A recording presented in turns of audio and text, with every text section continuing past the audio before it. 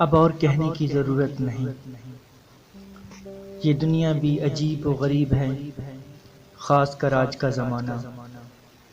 قانون کو جس طرح فریب دیا جاتا ہے، اس کے متعلق شاید آپ کو زیادہ علم نہ ہو۔ آج کل قانون ایک بے معنی چیز بن کر رہ گیا ہے۔ ادھر کوئی نہیں قانون بنتا ہے، ادھر یار لوگ اس کا توڑ سوچ لیتے ہیں، اس کے علاوہ اپنے بچاؤ کی صورتیں پیدا کر لیتے ہیں۔ کسی اخبار پر آفت آنی ہو تو آیا کریں، اس کا مالک محفوظ و مامون رہے گا، اس لیے کہ پرنٹ لائن میں کسی کسائی یا دھوبی کا نام بحیثیت پرنٹر، پبلشر اور ایڈیٹر کا درج ہوگا۔ اگر اخبار میں کوئی ایسی تحریر چھپ گئی جس پر گورنمنٹ کا اعتراض ہو تو اصل مالک کی بجائے وہ دھوبی یا کسائی گرفت میں آ جائے گا۔ اس کو جرمانہ ہوگا یا قید۔ جرمانہ تو ظاہر ہے اخبار کا مالک ادا کرے گا، مگر قید تو وہ ادا نہیں کر سکتا۔ لیکن ان دو پارٹیوں کے درمیان اس قسم کا معاہدہ ہوتا ہے کہ اگر قید ہوئی تو اس کے گھر اتنے روپے ماہوار پہنچا دیا کرے گا۔ ایسے معاہدہ میں خلاف ورزی بہت کم ہوتی ہے۔ جو لوگ ناجائز طور پر شراب بیچتے ہیں، ان کے پاس 2-3 آدمی ایسے ضرور ہوتے ہیں جن کا صرف یہ کام ہے کہ اگر پولیس چھاپا مارے تو وہ گرفتار ہو جائیں اور چند ماہ کی قید کاٹ کر واپس آ جائیں۔ اس کا معاوضہ ان کو معقول مل جاتا ہے۔ چھاپا مارنے والے بھی پہلے ہی سے مطلع کر دیتے ہیں کہ ہم آ رہے ہیں، تم اپنا انتظام کر لو، چنانچہ فوراً انتظام کر لیا جاتا ہے۔ یعنی مالک غیب غلہ ہو جاتا ہے اور وہ کرائے کا آدمی گرفتار ہو جاتے ہیں۔ یہ بھی ایک قسم کی ملازمت ہے، لیکن دنیا میں جتنی ملازمیں ہیں کچھ اس قسم کی ہوتی ہیں۔ میں جب امین پہلوان سے ملا تو وہ 3 مہینے کی قید کاٹ کر واپس آیا تھا۔ میں نے اس سے پوچھا، آمین اضافہ کیسے جیل ہو گئی؟ امین مسکرایا، اپنے کاروبار کے سلسلے میں۔ کیا کاروبار تھا؟ جو رہا وہی ہے۔ بھائی بتاؤ تو۔ بتانے کی کیا ضرورت ہے، آپ اچھی طرح جانتے ہیں، مگر خواہ مخواہ مجھ سے پوچھ رہے ہیں۔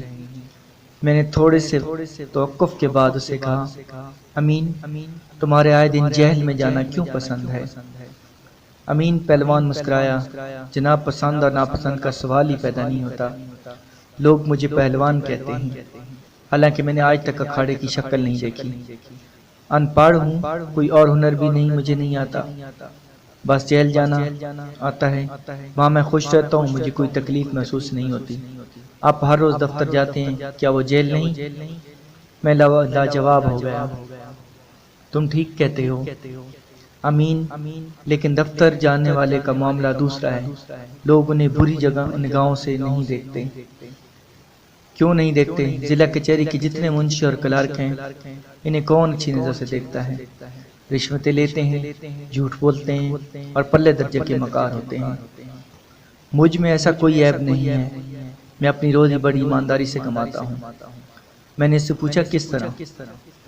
اس نے جواب دیا، اس طرح کہ اگر کسی کا کام کرتا ہوں اور قید کاٹتا ہوں، جیل میں محنت مشقت کرتا ہوں اور بعد میں اسی شخص سے جس کی طرح میں نے سزا بھگتی تھی مجھے 200-300 روپے ملتا ہے، تو یہ میرا معاوضہ ہے۔ اس پر کسی کو کیا اعتراض ہو سکتا ہے؟ میں رشوت تو نہیں لیتا، حلال کی کمائی کھاتا ہوں۔ لوگ مجھے غنڈہ سمجھتے ہیں، بڑا خطرناک غنڈہ، لیکن میں آپ کو بتاؤں کہ میں نے آج تک کسی کو تھپڑ بھی نہیں مارا۔ میری لین بالکل الگ ہے۔ اس کی لین واقعی دوسروں سے الگ تھی۔ مجھے حیرت تھی کہ 3-4 مرتبہ قید کرنے کے باوجود اس میں کوئی تبدیلی واقع نہیں ہوئی۔ وہ بڑا سنجیدہ مگر گنوار قسم کا آدمی تھا، جس کو کسی کی پرواہ نہیں تھی۔ قید کاٹنے کے بعد جب وہ آتا تو اس کا وزن کم 10 پاؤنڈ زیادہ ہوتا۔ ایک دن میں نے اس سے پوچھا، امین کیا وہاں کھانا تمہیں راس ہے؟ اس نے اپنے مخصوص انداز میں جواب دیا، کھانا کیسا بھی ہو، اس کو راس کرنا آدمی کا اپنا کام ہے۔ مجھے دال سے نفرت تھی، لیکن جب پہلی مرتبہ مجھے وہاں کنکروں بھری دال دی گئی اور ریت ملی روٹی تو میں نے کہا، یار امین یار یہ سب سے اچھا کھانا ہے، کھا ڈنر پیل اور خدا کا شکر بجا لا۔ چنانچہ میں ایک دو روز ہی میں عادی ہو گیا، مشقت کرتا، کھانا کھاتا اور یوں محسوس کرتا جیسے میں نے گنجے کے ہوٹل سے پیٹ بھر کے کھانا کھایا ہے۔ میں نے ایک دن اس سے پوچھا تم نے کبھی کسی عورت سے بھی محبت کی ہے؟ اس نے اپنے دونوں کانٹ پکڑے۔ خدا بچائے اس محبت سے، مجھے صرف اپنی ماں سے محبت ہے۔ میں نے ان سے پوچھا تمہاری ماں زندہ ہے؟ جی ہاں، خدا کا فضل و کرم سے بہت بوڑھی ہے، لیکن آپ کی دعا سے اس کا سایہ میرے سر پر دیر تک قائم رہے گا، اور وہ تو ہر وقت میرے لیے دعائیں مانگتی رہتی ہیں کہ خدا مجھے نیکی کی ہدایت کرے۔ میں نے اس سے کہا خدا تمہاری ماں کو سلامت رکھے، پر میں نے یہ پوچھا تھا کہ تمہیں کسی عورت سے محبت ہوئی یا نہیں؟ دیکھو جھوٹ نہیں بولنا۔ امین پہلوان نے بڑے تیز لہجے میں کہا میں نے اپنی زندگی میں آج تک کبھی جھوٹ نہیں بولا، میں نے کسی عورت سے محبت نہیں کی۔ میں نے پوچھا کیوں؟ اس نے جواب دیا اس لیے کہ مجھے اس سے دلچسپی ہی نہیں۔ میں خاموش ہو رہا۔ تیسرے روز اس کی ماں پر فالج گرا اور وہ راہی ملک عدم ہوئی۔ امین پہلوان کے پاس ایک پیسہ بھی نہیں تھا۔ وہ سوگوار، مغموم اور دل شکستہ بیٹھا تھا کہ شہر کے ایک ریس کی طرف سے اسے بلاوا آیا۔ وہ اپنی عزیز ماں کی میت چھوڑ کر اس کے پاس گیا اور اس سے پوچھا کیوں میاں صاحب آپ نے مجھے کیوں بلایا ہے؟ میاں صاحب نے کہا تمہیں کیوں بلایا جاتا ہے، خاص کام ہے۔ امین نے جس کے دل و دماغ میں اپنی ماں کا کفن دفن طے رہا تھا پوچھا حضور یہ خاص کام کیا ہے؟ میاں صاحب نے سگریٹ سلگایا۔ بلیک مارکیٹ کا قصہ ہے، مجھے معلوم ہوا کہ آج میرے گودام پر چھاپا مارا جائے گا، سو میں نے سوچا کہ امین پہلوان بہترین آدمی ہے جسے نمٹا جا سکتا ہے۔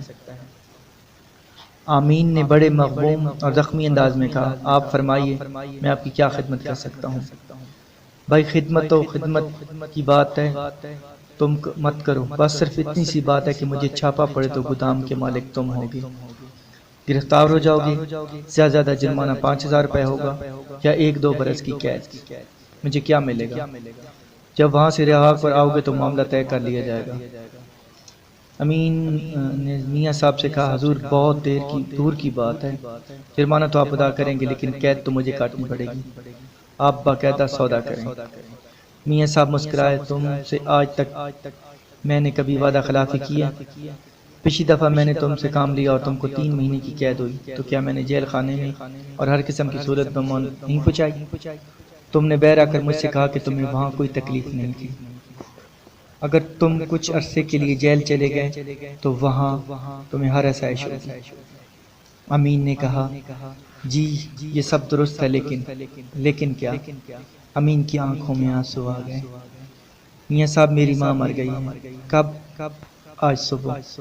میاں صاحب نے افسوس کا اظہار کیا، کفن دفن دیا ہوگا۔ امین کی آنکھوں میں سے آنسو ٹپ ٹپ کرنے لگے۔ میاں صاحب ابھی بھی تو کچھ بھی نہیں ہو سکا، میرے پاس تو افہیم کے کھانے کے لیے بھی کچھ نہیں۔ میاں صاحب نے چند لمحات حالات پر غور کیا اور امین سے کہا تم ایسا کرو، میرا مطلب ہے کہ تجہیز و تکفین کا بندوبست بھی کیے دیتا ہوں، تمہیں کسی قسم کا تردد نہیں کرنا چاہیے، تم گودام پر جاؤ اور اپنی ڈیوٹی سنبھالو۔ امین نے اپنی میلی قمیض کی آستین سے آنسو پوچھے لیکن میاں صاحب نے اپنی ماں کے جنازے کا کندھا بھی نہ دو۔ میاں صاحب نے فلسفانہ انداز میں کہا یہ سب رسمی چیزیں ہیں، مرحومہ کو دفنانا ہے تو یہ کام بڑی اچھی طرح سے ہو جائے گا، تمہارے جنازے کے ساتھ جانے کی کیا ضرورت ہے؟ تمہارے ساتھ جانے سے مرحومہ کو کیا راحت پہنچے گی؟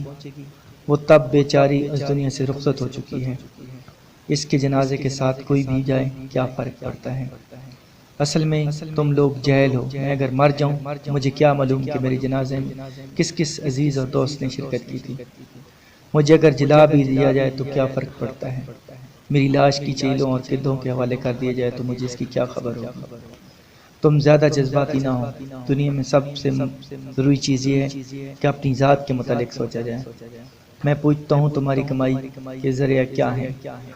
امین سوچنے لگا، چند لمحات اپنی وسعت کے مطابق غور کرنے کے بعد اس نے جواب دیا حضور میری کمائی کے ذریعہ آپ کو معلوم ہے، مجھ سے کیوں پوچھتے ہو؟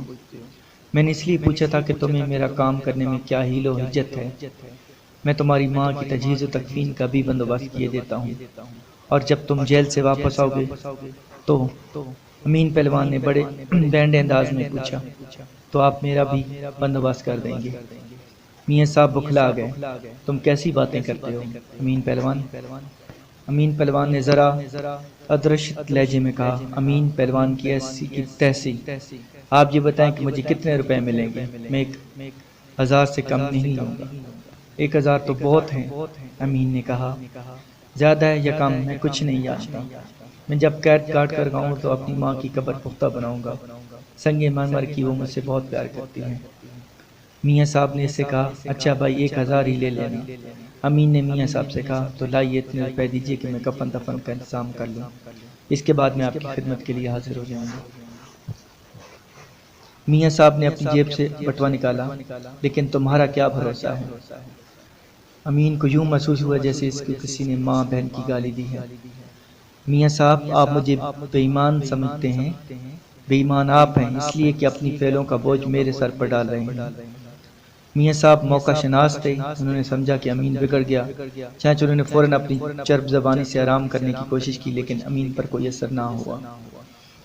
جب وہ گھر پہنچے تو دیکھا کہ وہ سال اس کی ماں کو آخری غسل دے چکے ہیں، کفن بھی پہنایا جا چکا ہے۔